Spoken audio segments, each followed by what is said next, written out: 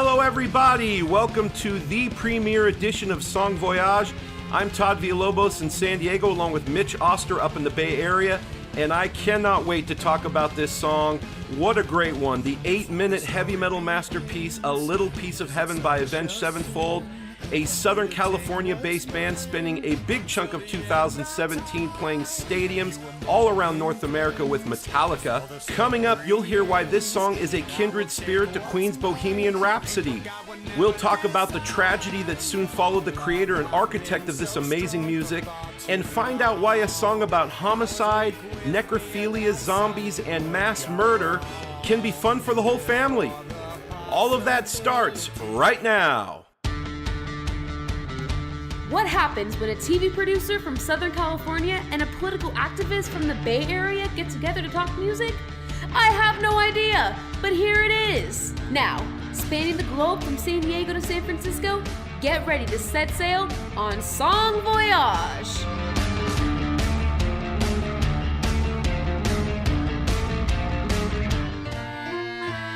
Welcome to episode number 1 of Song Voyage. And we are talking about a song that I am very excited to discuss.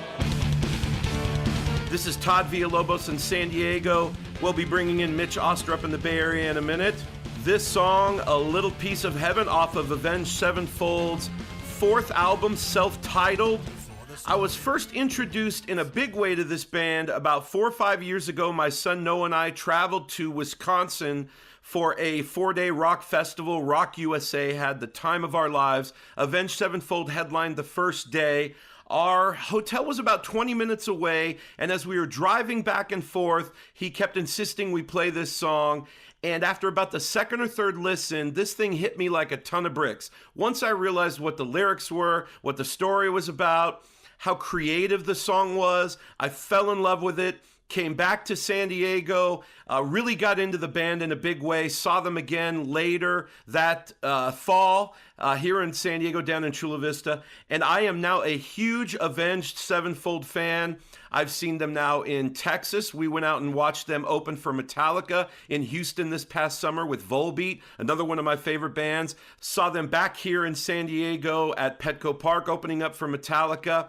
And I just love this song. So let's bring in Mitch Oster up from the Bay Area. Mitch, how are you doing? Good. How you doing, Todd? So just to kind of set things up, you and I have been friends for about 35 years. We've argued, debated, discussed pretty much everything under the sun. But for some reason, we've never had a lot of deep discussions or arguments about music. We have different tastes. Mine are a little heavier. You have a pretty wide variety of tastes.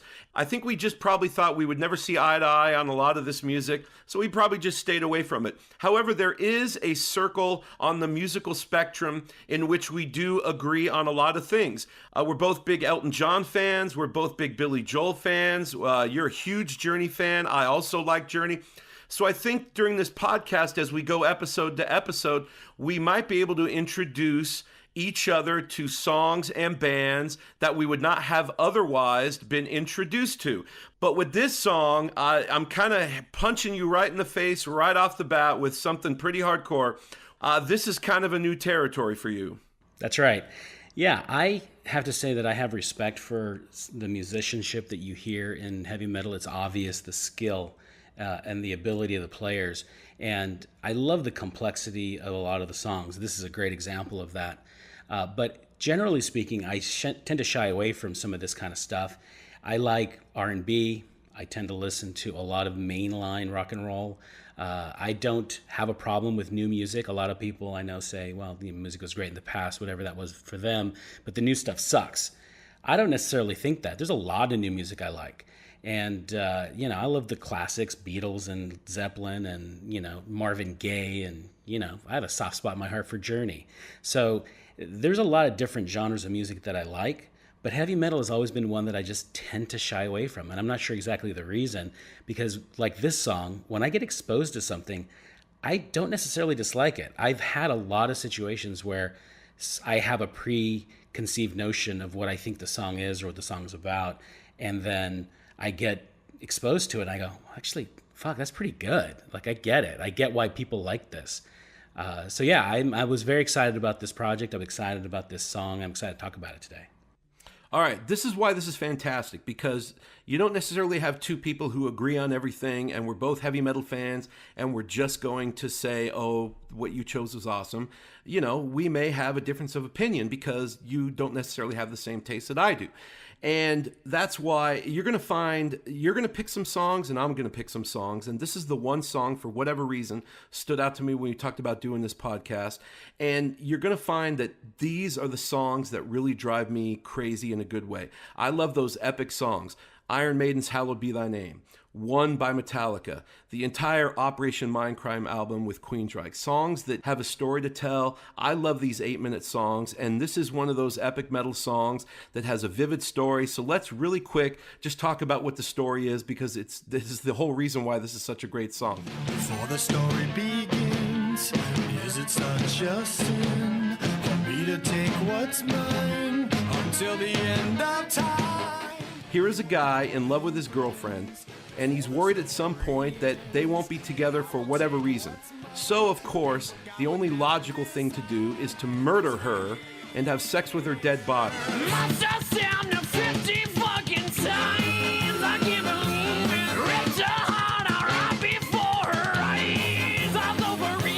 A little jarring, but it's a nice theme nonetheless, all right? What he didn't count on, though, was her coming back from the dead to then murder him, and now they're both dead, and he's thinking, maybe I didn't really think this thing through, and he starts to beg for her forgiveness in the afterlife.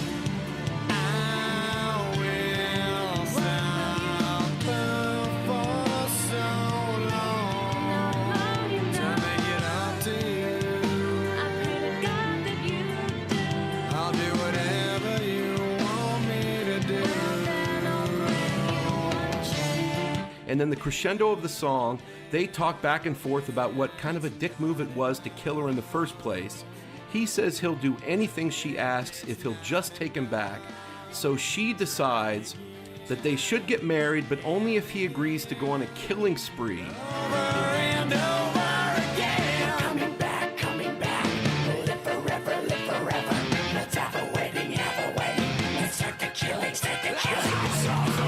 And she ends up being just as twisted as him, and that's the plot twist in my mind. Now keep in mind, these are all my interpretations of the lyrics. It's not all 100% spelled out. And that's what they do. They live happily ever after on a murder spree as killing machines. So you're not familiar with the song. What were your first impressions when I said we were going to do the song and I want you to listen? So I decided that the best way to approach this was to listen to the song without the lyrics. Because usually when we get a song, you know, and you listen to it, it comes on the radio or someone's exposed you to it. You don't have the kind of preparation that we would normally have if we were preparing to talk about it in this way. So I said, let's experience this song the way that most people do. And I just listened to it, and I got to say, I was knocked out. I liked all the stuff that you talked about. I actually agree with. Who doesn't love a fucking epic song, right?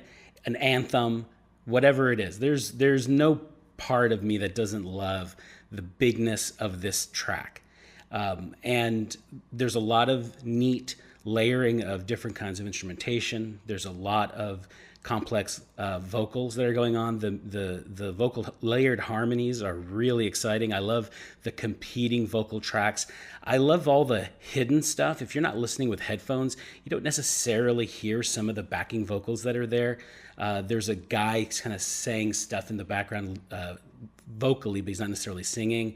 There's some stuff in there. There's a lot of meat into the song, musically and orally, orally. And that's fantastic. It's catchy. It has a lot of great stuff. Well, knowing that we were going to talk about it, I said, let's listen to it again, but this time I'm going to listen to it with the lyrics. And I wish I had taken video of my face listening to the song a second time with the lyrics in front of me, because I was like, I think my friend Todd has gone off the deep end because he's clearly insane. Because, you know, it's got a lot of morbid imagery. And this was, you know, maybe we can talk about this specifically later, but I definitely had a negative reaction to the story. It wasn't something that made me go, oh, this is kind of neat. This is this cool story. I went, what's wrong with these people? But the desire to hear it didn't go away. The music itself, all the stuff that you talked about, that I just talked about, that stuff persisted even through the kind of negative reaction to the lyrics. I went, this is still an ambitious offering on the part of the band. They definitely were going for something big, and they achieved it. So I thought that was kind of neat. Yeah, and you talk about the creation of the song. So, and this is a big part of why I wanted to discuss it. So this is Avenged Sevenfold.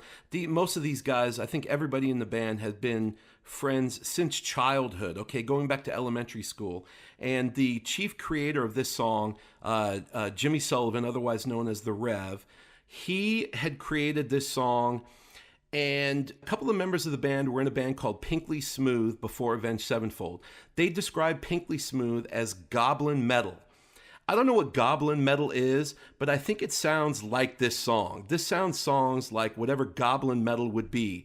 And when they came to this is their fourth album, and Jimmy Sullivan, the Rev, was in full bore writing for this song, and they told him, just go crazy.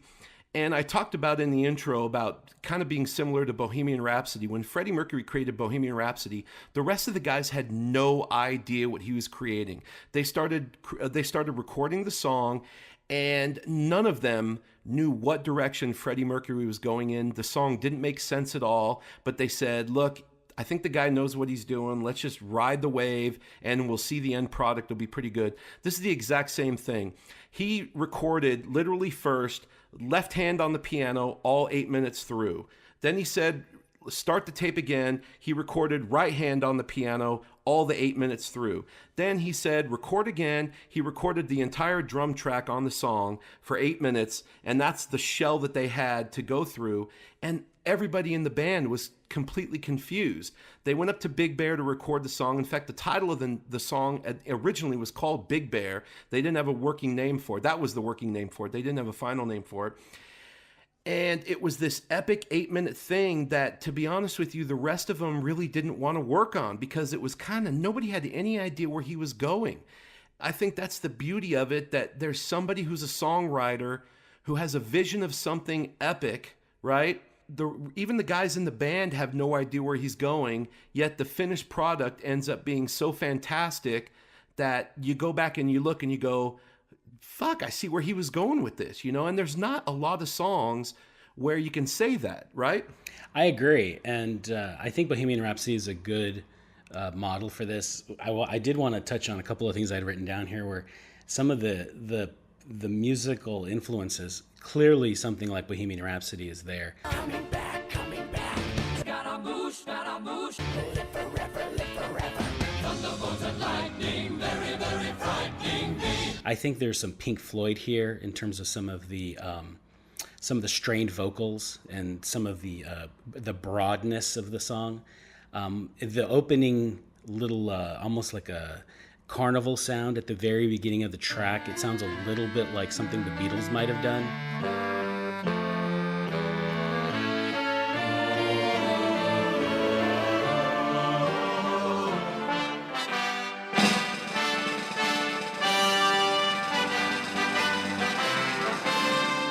This seems inspired by the same kind of vibe as some of the good stuff from The Killers, which were, out about the same time as this band. I mean, Avenged Sevenfold came out earlier, but kind of the early 2000s, mid 2000s.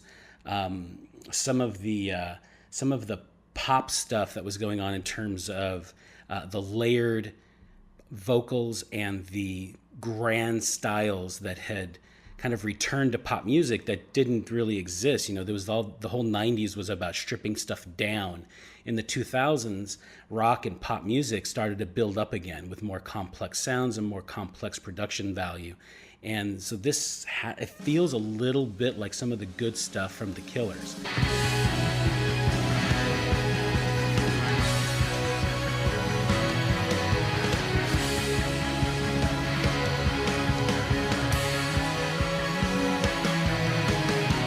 So there's a lot of different kind of influence here, And I dig that. I totally dig that. I think it's neat to think that I didn't know the story you just told until you just told it about the band not creating it all together. I'm actually really curious as to what the other guys added. In other words, what was there in his original conception and what was there from the rest of the band. That's what I'd want to know. Yeah.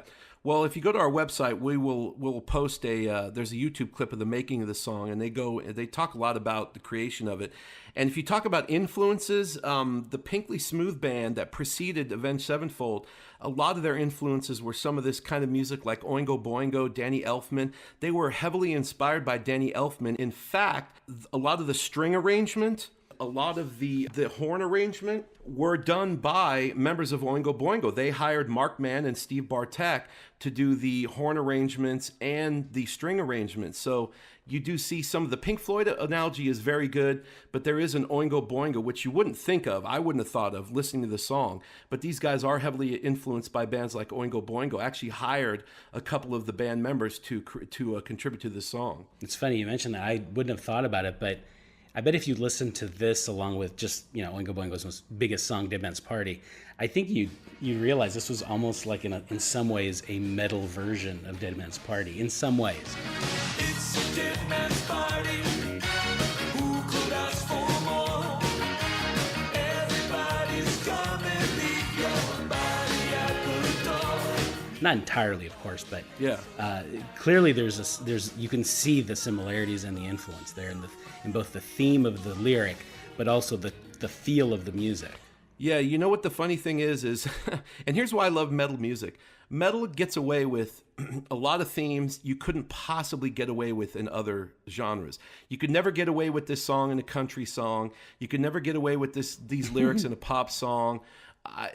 I guess maybe a rap. I don't even know if you could get away with it in a rap song. I feel like the kindred spirit to some of these songs because it's a common theme. A boy in love with a girl, she may break up with him, so he panics. And in the old days, you just kind of lived with it. But with Avenged Sevenfold, you murder the girl and you shove her in a freezer, right? So I think that's why the uniqueness of the genre, the uniqueness of this song, you can pretty much get away with anything in the metal genre. Well, that's funny that you raised that era of music up, because this song actually, in a weird way, made me think of a song that I don't know if you've heard of. It's called "Over You" by Aaron Neville. There'll be some slow walking, gonna be some sad talking. This song called "Over You" is amazing because I think it came out in the very early 1960s, maybe late 50s, and it's the same song as this Avenged Sevenfold song. Holy it's not cow. different at all. The lyric is totally different.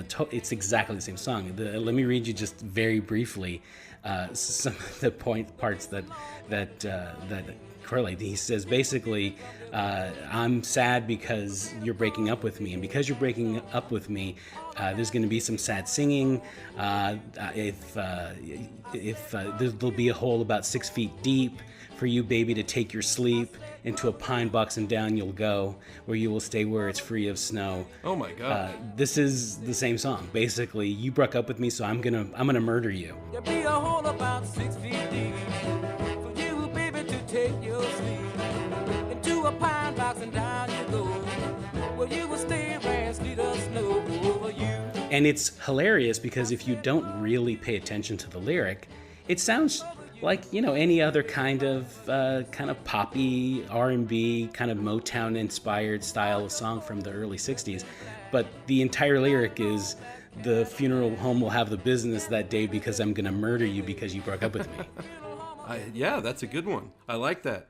So I guess if you could sneak it into some pop song, you might be able to get away with it. Yeah, I think it's on the front of the song, but I don't know if anybody paid attention to that. I love some of these lyrics, and again, I like the songs that kind of go in every which direction. I had a buddy of mine in the car a while back, and I just played the song. I didn't even tell him anything about it. Just thought, I'd just see what his reaction is. He didn't have any reaction until we get to the part, and I love this part. 'Cause I really always knew that my little crime would be cold. That's why I got a heater for your thighs. That's such a great lyric. It's fantastic. Yeah, I had a different reaction to that lyric, but it's definitely funny, and I think it's part of what makes it okay to play in this morbid space that they're playing in is that they exaggerate it so far, right? If they didn't take it as far as they did, if they didn't make it as absurd as they did, then it'd be too close to reality and it would be a little bit weird and maybe even wrong or inappropriate, like evil in some way. But by exaggerating it, Well, it's definitely.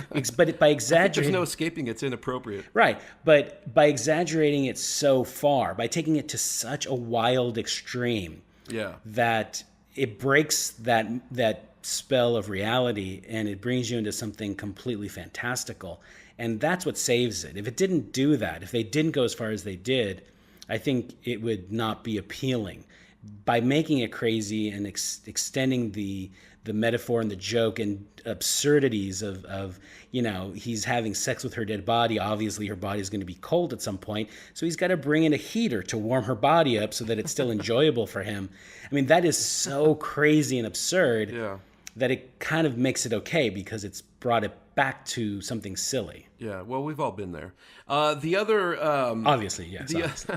The other lyric I love is, "Now an angry soul comes back from beyond the grave to repossess a body with which I'd misbehaved." That's fantastic.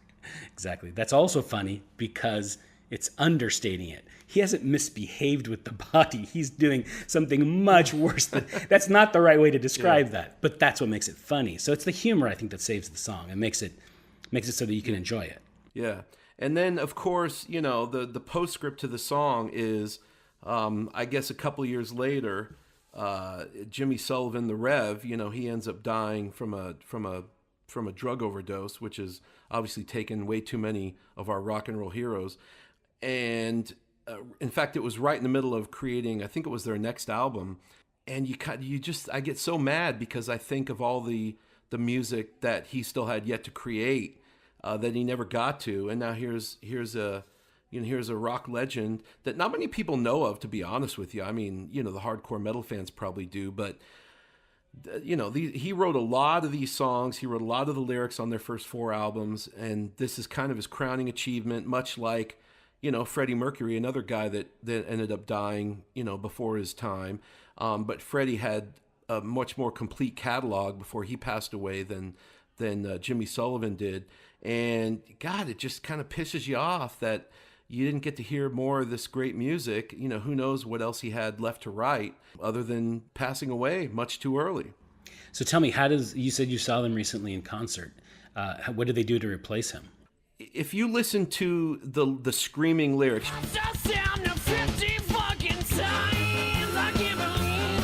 that's him, and he has the perfect screeching voice for those lyrics. And oddly enough, they've gone through a bunch of different drummers. Brooks Wackerman is the current drummer, but they do lay over his singing in Afterlife, and when they do play Little Piece of Heaven. They didn't play it in Houston when I saw him, which is a shame. But when you're not the headline act, you only have 45 minutes or so. So devote 8 minutes to one song, it's a little bit kind of stretching it. When they headline, they do play this song. They have the last couple of years. But when they do play this, and Afterlife is another phenomenal song that he had a big part of.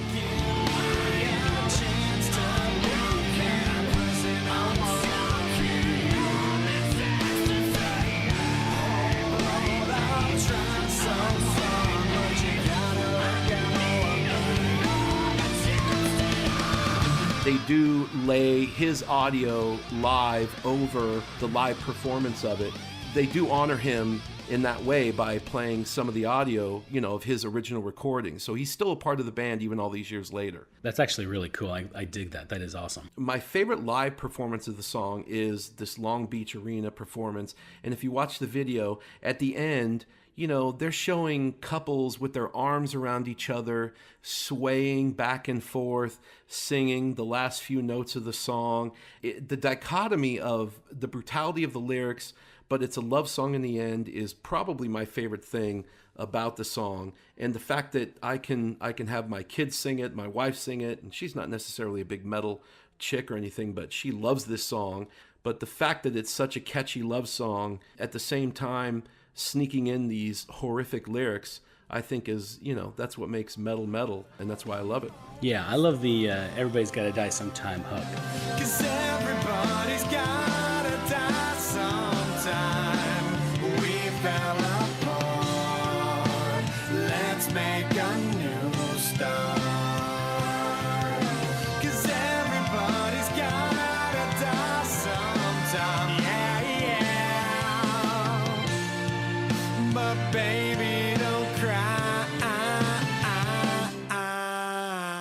they had decided to write a different song, if they had decided to write something a lot more mundane, a lot more kind of mainstream, without some of the absurd lyrics, that hook and that musical piece of the song would be enough by itself to carry it to, I'd say, a radio hit.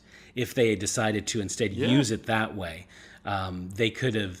That's a good point. Just the "Everybody's Got to Die Sometime" hook is strong enough by itself to carry a song of that length. I think they probably actively decided, and this is an up-and-coming band at the time. They weren't super successful. They had a couple of hits, but they could have decided to make a smaller version of this song for radio's sake, and they didn't, and I love that. All right, that's it for us. We hope you enjoyed it. If you go to our website, songvoyage.net, we'll have this and future episodes up for you to check out. You'll also find a lot of added material surrounding this song, including a link to the making of video and some of our favorite performances of A Little Piece of Heaven. Please follow us on Twitter at SongVoyage. Let us know what songs you'd like to see us discuss. Mitch will pick the next song, so hopefully he comes up with something good. For Mitch Oster in the Bay Area, I'm Todd Villalobos. Mitch, any final words? No, rock on, baby. See you next time.